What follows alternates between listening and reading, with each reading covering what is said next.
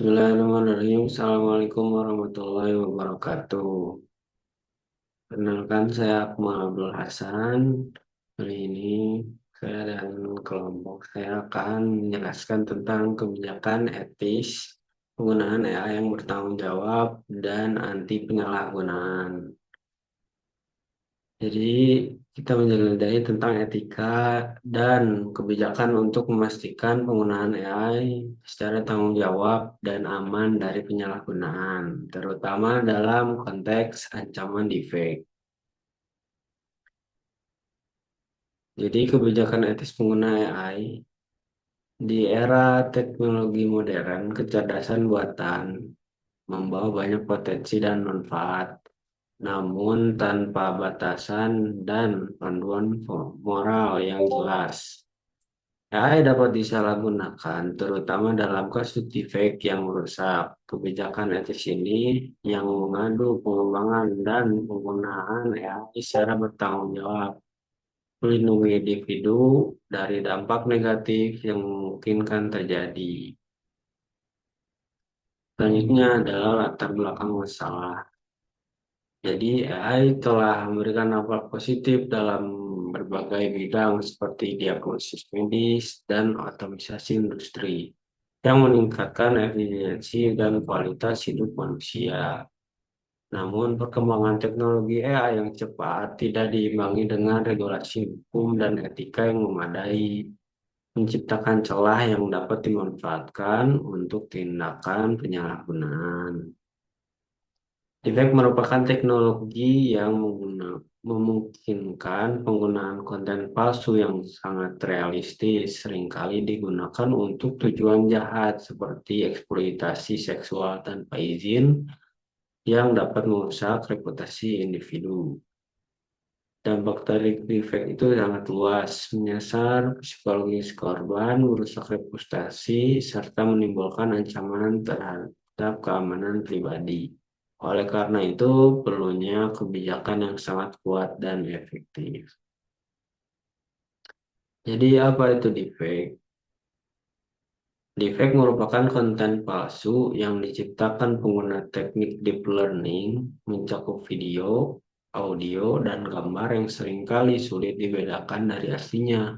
Kemampuan deepfake untuk menghasilkan visual yang sangat realistis membuatnya menantang untuk diidentifikasi oleh banyak orang, bahkan oleh pakar sekaligus. Dengan banyaknya aplikasi dan model AI generatif yang tersedia secara publik, siapapun dapat membuat deepfake dengan relatif mudah. Deepfake sering disalahgunakan untuk membuat konten seksual atau non-konseksual, serta untuk pemerasan dan disinformasi politik. Yang selanjutnya adalah dampak terhadap individu korban. Individu yang menjadi korban defek seringkali mengalami trauma psikologis yang mendalam, termasuk depresi dan kecemasan yang dapat berujung pada kehilangan pekerjaan atau pendidikan. Rasa aman dalam berinteraksi di luar digital pun menjadi hilang akibat penyebaran konten palsu yang merusak reputasi dan martabat. Hasilnya adalah dampak terhadap pengembang dan masyarakat. Pengembang dan platform yang mengedarkan teknologi AI berisiko menghadapi tuntutan hukum jika terbukti tidak memiliki sistem pencegahan terhadap penyalahgunaan. Ketidakmampuan mereka dalam menangani isu ini dapat menyebabkan kepercayaan publik terhadap teknologi hancur sehingga mengganggu mengganggu inovasi dan pengembangan lebih lanjut. Selanjutnya adalah tujuan kebijakan etis. Kebijakan etis bertujuan untuk memastikan bahwa pengembang dan penerap kecerdasan buatan atau AI dilakukan dengan mempertimbangkan nilai-nilai kemanusiaan. Ini mencakup mencegah penyalahgunaan teknologi ini dari tahap desain hingga implementasi. Selain itu, kebijakan ini memberikan perlindungan bagi individu yang berpotensi menjadi korban penyalahgunaan AI, serta menyediakan kerangka kerja yang dapat diterapkan secara praktis untuk mengatasi isu-isu yang muncul. Baik, selanjutnya akan dijelaskan oleh teman saya. Baik, selanjutnya akan dijelaskan oleh saya, Novaldi Al-Ghifari, prinsip-prinsip etika AI berpusat pada manusia. Setiap sistem AI harus dirancang untuk memenuhi kebutuhan manusia dan meningkatkan kesejahteraan, menghormati hak-hak dasar seperti privasi dan martabat, keamanan dan keandalan. AI harus dirancang agar aman dan dapat diandalkan dengan langkah-langkah yang mengurangi resiko penyalahgunaan sejak tahap awal pengembangan. Transparansi. Proses pengambilan keputusan oleh AI harus transparan, memungkinkan pengguna untuk memahami bagaimana keputusan tersebut dibuat. Akuntabilitas. Pengembang AI harus memiliki mekanisme untuk bertanggung jawab terhadap dampak yang ditimbulkan dari sistem AI yang mereka buat. Keadilan dan tidak diskriminatif. Sistem AI harus dirancang untuk memastikan keadilan dan inklusi tanpa bias terhadap ras, jenis kelamin, atau karakteristik lainnya. Privasi dan perlindungan data.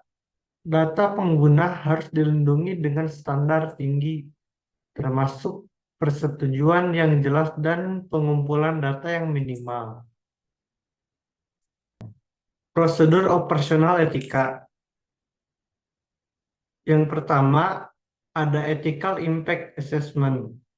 Setiap proyek pengembangan AI harus melalui analisis menyeluruh untuk mengidentifikasi dan mengevaluasi risiko etika yang mungkin timbul, sehingga dapat mengambil langkah pencegahan sejak awal. Selanjutnya, sistem deteksi dan respon defect. AI yang dikembangkan harus dilengkapi dengan fitur deteksi penyalahgunaan dan watermarking untuk memastikan bahwa semua konten yang dihasilkan dapat dilacak dan diidentifikasi. Selanjutnya, transparansi algoritma. Setiap langkah dalam pengembangan dan penggunaan AI harus terdokumentasi dengan jelas, termasuk logika di balik algoritma dan data yang digunakan untuk melatih model. Selanjutnya, edukasi internal. Pelatihan tentang etika AI harus diadakan secara berkala untuk semua karyawan, memastikan bahwa setiap orang memahami tanggung jawab etis dalam pengembangan teknologi. Edukasi eksternal, kerjasama dengan organisasi lain, termasuk platform besar, LSM, dan akademisi, diperlukan untuk berbagi pengetahuan dan sumber daya dalam mengatasi tantangan etika di AI. Selanjutnya, Komite Etika AI. Komite Etika AI bertujuan untuk menjamin bahwa kebijakan penggunaan AI diterapkan dengan benar. Tim independen ini akan melakukan pengawasan dan evaluasi terhadap implementasi kebijakan serta memberikan rekomendasi perbaikan secara berkala. Audit internal dilakukan untuk memastikan bahwa sistem AI beroperasi sesuai dengan kebijakan yang ditetapkan. Pemeriksaan ini termasuk review laporan pelanggaran untuk mengidentifikasi dan memperbaiki kelemahan dalam sistem. Studi kasus N. Kasus ini menggambarkan dampak nyata dari penyalahgunaan teknologi deepfake. Seorang individu bernama N menerima pesan yang tidak pantas dari orang asing setelah video deepfake dirinya tersebar di media sosial. Ia segera melapor perusahaan AI dan platform media sosial. Tindakan yang diambil mencakup investigasi teknologi untuk melacak penyebar konten tersebut, penghapusan konten yang merugikan, serta dukungan psikologis dan hukum untuk korban. Selain itu, kebijakan perusahaan direvisi berdasarkan insiden ini untuk memperkuat perlindungan terhadap individu. Baik, selanjutnya akan dijelaskan oleh rekan saya. Baik, selanjutnya akan saya jelaskan yaitu evaluasi kebijakan. Pendekatan komprehensif kebijakan ini termasuk aspek etika, hukum, dan teknis, memastikan pendekatan komprehensif terhadap isu-isu terkait perkembangan AI. Dengan demikian, kebijakan ini memiliki kekuatan dalam menciptakan kerangka kerja yang holistik untuk penggunaan AI yang bertanggung jawab ke depannya. Lalu, respon terhadap perkembangan teknologi. Kebijakan ini dirancang untuk responsif terhadap perkembangan teknologi baru, terutama dalam menghadapi tantangan yang ditimbulkan oleh AI generatif dan deepfake. Ini menunjukkan kesiapan untuk beradaptasi dengan inovasi teknologi di masa depan. Selanjutnya adalah tantangan deteksi otomatis. Meskipun kebijakan ini komprehensif, tantangan tetap ada. Salah satunya adalah akurasi deteksi otomatis yang belum optimal. Hal ini memerlukan pengembangan lebih lanjut untuk memastikan efektivitas dalam mendeteksi penyalahgunaan AI itu sendiri. Selain tantangan deteksi otomatis, ada juga tantangan hukum antar negara yang tidak sinkron. Hukum antar negara terkait kasus deepfake belum sinkron, menciptakan kesulitan dalam menegakkan hukum di tingkat global. Hal ini memerlukan kerjasama antar negara dan internasional untuk mengatasi masalah ini secara efektif. Juga tantangan dari keseimbangan antara monitoring dan privasi. Monitoring yang ketat perlu dilakukan untuk mencegah penyalahgunaan, tetapi di sisi lain harus seimbang agar tidak melanggar privasi individunya. Kebijakan perlu mengatur batasan yang jelas dalam hal privasi dan juga pengawasan. Selanjutnya adalah implikasi atau keterhubungan sosial, moral, dan ekonomi. Yang pertama adalah ruang digital yang aman bagi masyarakat, individu, dan yang lainnya. Dengan menerapkan kebijakan etis, kita dapat menciptakan lingkungan digital yang melindungi martabat dan privasi individu, mengurangi risiko penyalahgunaan teknologi seperti deepfake. Lalu selanjutnya yang kedua adalah peran moral pengembangan AI.